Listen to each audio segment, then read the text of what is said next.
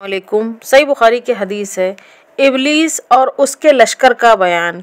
عائشہ رضی اللہ تعالی عنہا سے روایت ہے، انہوں نے فرمایا کہ جب نبی کریم صلی اللہ علیہ وسلم پر جادو کیا گیا تو آپ کی حالت یہ ہو گئی کہ آپ یہ خیال کرتے کہ میں یہ کام کر سکتا ہوں لیکن کر نہیں پاتے تھے۔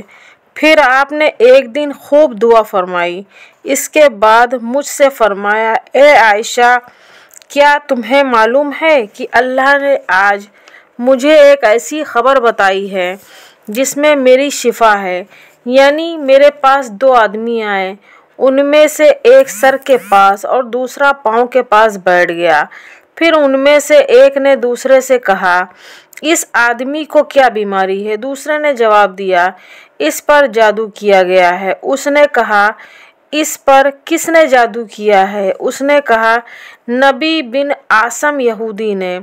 اس نے کہا، کس چیز میں کیا ہے؟ دوسرے نے جواب دیا کہ کنگھی، آپ کے بال اور نر کھجور کے خوشہ میں۔ اس نے کہا، یہ کہاں رکھا ہے؟ دوسرے نے جواب دیا، زروان کے کنویں میں۔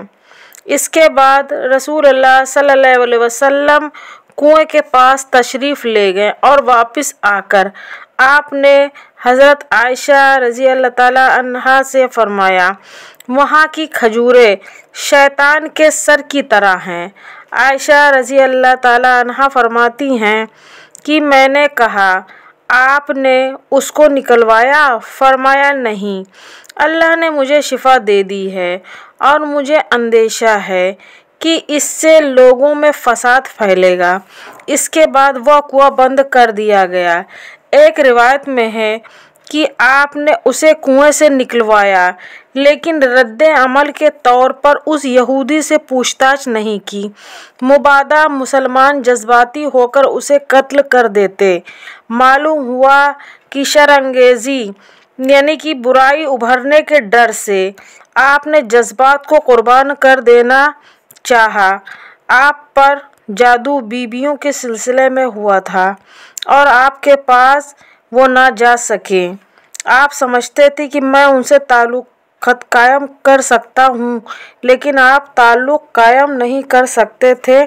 نج استخراج سے مراد اس جادو کی تصدیق اور اشاعت ہے۔